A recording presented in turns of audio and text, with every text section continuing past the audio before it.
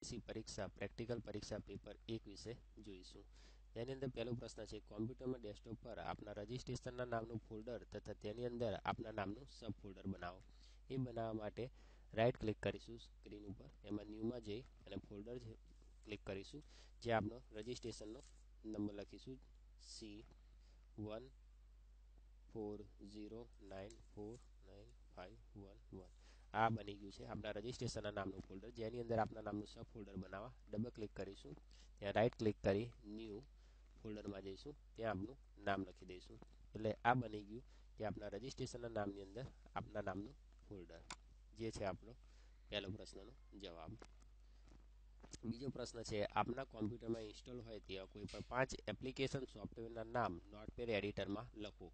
એ માટે સર્વપ્રથમ આપણે નોટપેડ એડિટર ખોલીશું. નોટપેડ એડિટર માટે સ્ટાર્ટમાં જઈશું, ઓલ પ્રોગ્રામની અંદર એસેસરીઝમાં અહીંયા નોટપેડ લખેલું છે એ ક્લિક કરીશું એટલે નોટપેડ ખુલશે. એ નોટપેડની અંદર આપણે 5 એપ્લિકેશન સોફ્ટવેરના નામ લખવાના છે. એ એપ્લિકેશન સોફ્ટવેરના નામ લખવા માટે ફરીથી આપણે સ્ટાર્ટમાં ક્લિક કરીશું, કંટ્રોલ પેનલમાં જઈશું, ત્યાં પ્રોગ્રામ અને ફીચર્સમાં જઈશું. અહીંયા બધા કોમ્પ્યુટરમાં ઇન્સ્ટોલ હોય ત્યાં બધા એપ્લિકેશન સોફ્ટવેરના નામ લખેલા છે. એમાંથી કોઈ પણ 5 એપ્લિકેશન સોફ્ટવેરના નામ લખવાના રહેશે. આપણે પહેલું લખીશું ફોક્સી રીડર.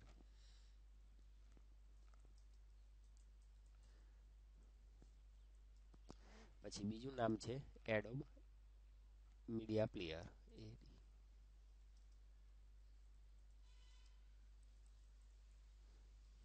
પછી ત્રીજું છે આઈડીટી ઓડિયો.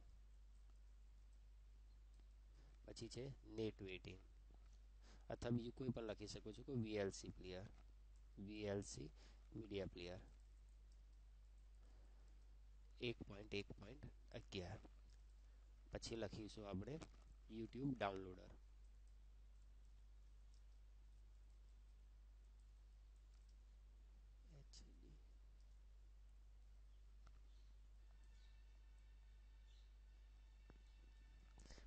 આ રીતે આપણે લખાઈ ગયા 5 એપ્લિકેશન સોફ્ટવેરના નામ, જેને આપણા ફોલ્ડરની અંદર તમારા નામના ફોલ્ડરમાં સેવ કરવા માટે ફાઇલમાં જવાનું રહેશે, સેવ એઝ ક્લિક કરવાનું રહેશે, ત્યાં ડેસ્કટોપ સિલેક્ટ કરવાનું રહેશે.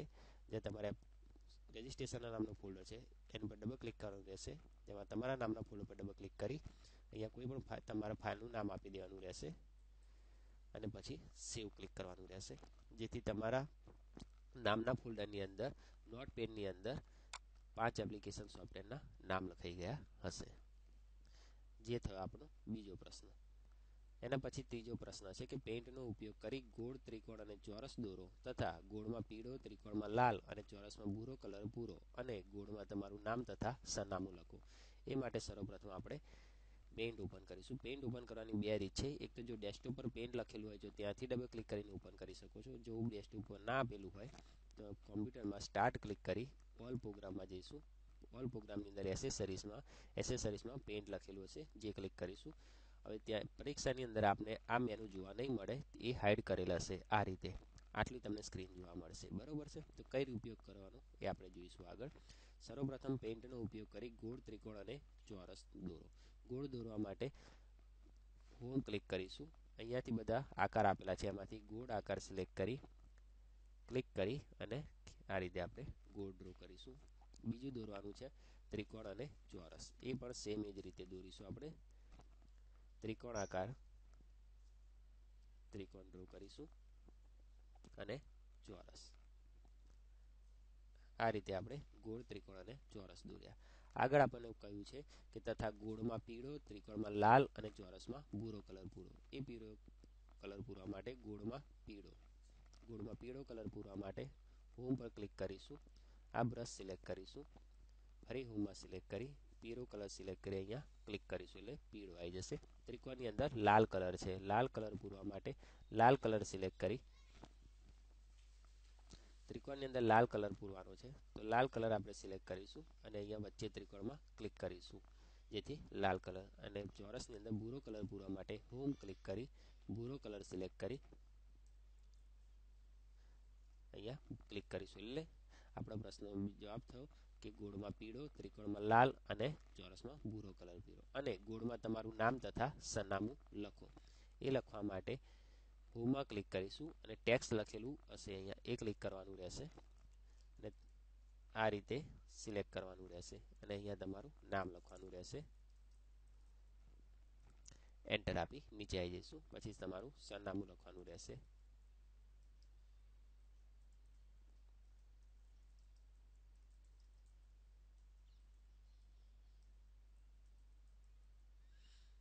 પછી બાર ક્લિક કરશું એટલે આપણા પ્રશ્નનો જવાબ થઈ ગયો કે ગોળ, ત્રિકોણ અને લાલ દોરી. ગોળમાં પીળો કલર, ત્રિકોણમાં લાલ અને ચોરસમાં ભૂરો કલર પૂરી ગોળમાં તમારું નામ લખ્યું. હવે આ ફાઇલને તમારા ફોલ્ડરમાં સેવ કરવા માટે ક્લિક કરવાની રહેશે. અહીંયા એની અંદર સેવ એસ ક્લિક કરવાનું રહેશે.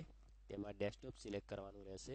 ડેસ્કટોપ સિલેક્ટ કર્યા પછી તમારા રજિસ્ટ્રેશન નામનું ફોલ્ડર સિલેક્ટ કરવાનું રહેશે. તેમાં તમારા નામનું ફોલ્ડર સિલેક્ટ કરવાનું રહેશે અને ત્યાં ક્લિક સેવ કરવાનું રહેશે. પછી આ ફાઇલ ક્લોઝ કરી દેવાની રહેશે.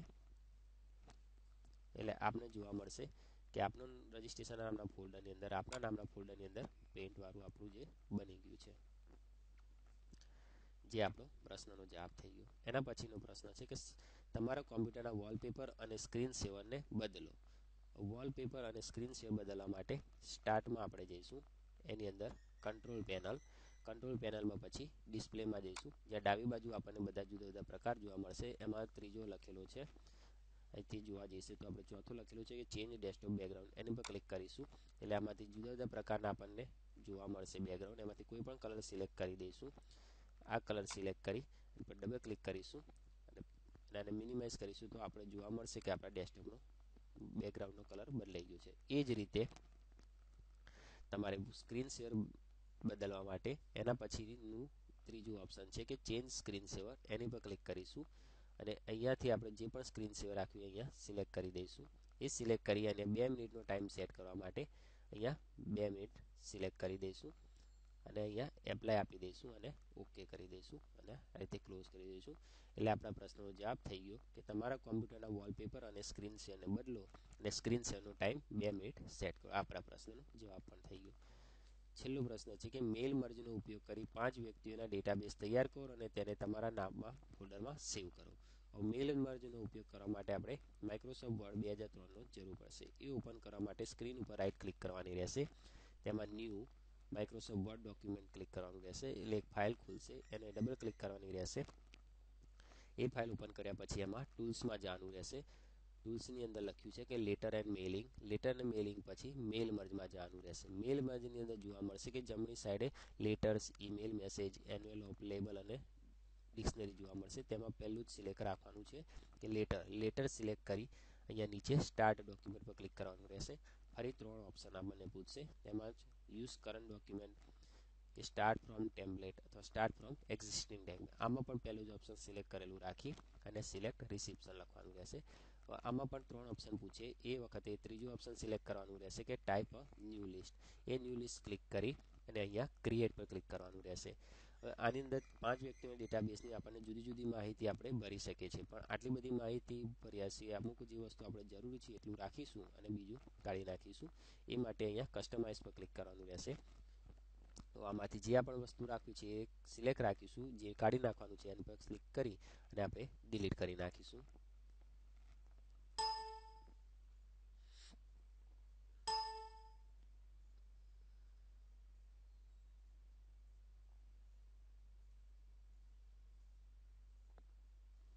એટલે આટલી માહિતી ભરવાની રહેશે. અહીંયા બધા છે ટોટલ એન્ટ્રીઝ ઇન લિસ્ટ. પહેલી નંબરની એન્ટ્રી આપણે લખીએ છીએ એટલે અહીંયા આવશે.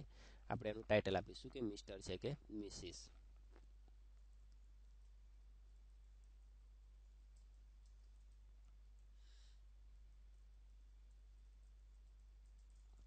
આ પહેલી એન્ટ્રી થઈ ગયા પછી ફરી નવી એન્ટ્રી કરવા માટે ન્યૂ એન્ટ્રી પર ક્લિક કરીશું. એટલે આપણને જોવા મળશે કે અહીંયા તમે બીજા નંબરની એન્ટ્રી કરો છો.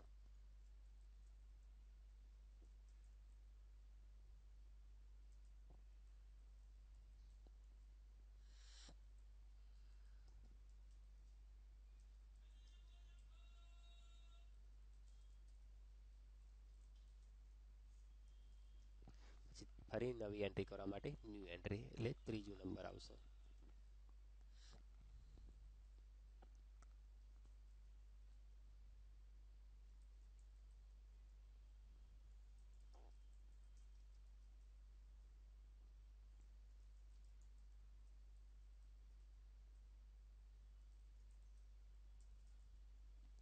નવી એન્ટ્રી કરવા માટે ન્યૂ એન્ટ્રી.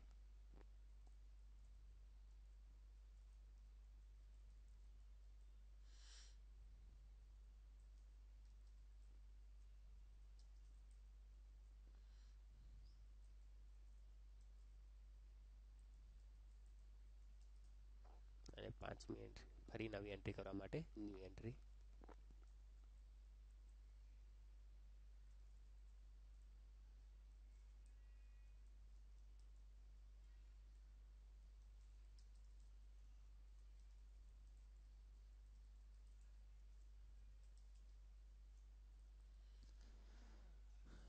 આ રીતે 5 એન્ટ્રી થઈ ગયા પછી ક્લોઝ પર ક્લિક કરવાનું રહેશે, જેથી આપણે એ સેવ કરવાનું પૂછશે તો ત્યાં ડેસ્કટોપ સિલેક્ટ કરી અહીંયા નામ આપી દેવાનું રહેશે. કોઈ પણ નામ આપી અને સેવ કરવાનું રહેશે. એટલે આપણે જેટલી પણ એન્ટ્રી કરેલી છે દરેક એન્ટ્રી આપણને બતાવશે એડ્રેસ સાથે. નામ, title, address, city, state, country બધુંનું જોવા મળશે. ત્યારબાદ એને ઓકે ક્લિક કરવાનું રહેશે. ત્યાર પછી અહીંયા જોવા મળશે કે રાઇટ યોર લેટર. હવે આપણે એમનો લેટર લખીશું તો એની પર ક્લિક કરવાની રહેશે. એ ક્લિક કર્યા પછી અહીંયા ક્લિક કરવાનું રહેશે કે કમ્પ્લીટ મેલ મર્જ. આ મેલ મર્જ કમ્પ્લીટ કરવા માટે હવે અહીંયા એડિટ ઇન્ડિવિજ્યુઅલ જોવા મળશે આપણને. અહીંયા ક્લિક કરીશું એટલે આપણને જેટલાના અહીંયા હતા નામ એ બધા અહીંયા જોવા મળી જશે.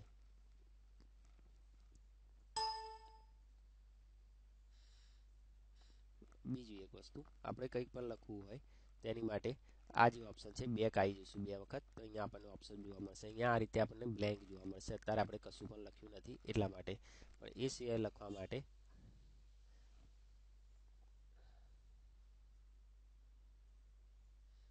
આટલું કરી દીધા. આપણે અહીંયા આવી ગયા હતા. આટલું થઈ ગયા પછી એને ઓકે ક્લિક કરીશું. પછી અહીંયા રાઇટ ઓર લેટર પર ક્લિક કરીશું.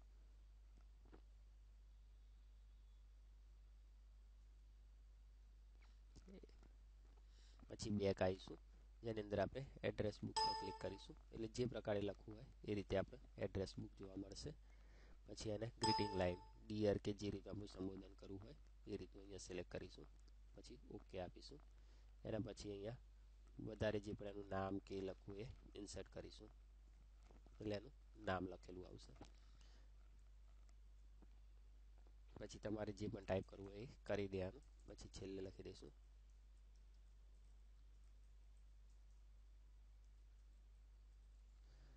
આટલું. લખ્યા પછી પ્રિવ્યુ લેટર એટલે આપણા લેટરનું પ્રિવ્યુ જોવા મળશે આપણે જે લખ્યું છે એ રીતે. આટલું લખાઈ ગયા પછી કમ્પ્લીટ મેલ મેલ પર ક્લિક કરીશું. જેટલા આપણે એડ્રેસો લખેલા એ બધાનું જોવા મળે એડિટ ઇન્ડિવિડ્યુઅલ ક્લિક કરીશું. એમાં ઓલ સિલેક્ટ કરીશું એટલે આપણે જેટલાના નામ લખેલા એ બધાનું આ રીતે સંબોધન જોવા મળી જશે. હવે આ ફાઇલને સેવ કરી લઈશું. એના માટે ફાઇલમાં જવાનું રહેશે. સેવ એઝ સિલેક્ટ કરી ડેસ્કટોપ સિલેક્ટ કરવાનું. તમારું રજિસ્ટ્રેશન નામ ફોલ્ડર, તમારા નામનું ફોલ્ડર સિલેક્ટ કરી સેવ કરી રહેવાનું હશે.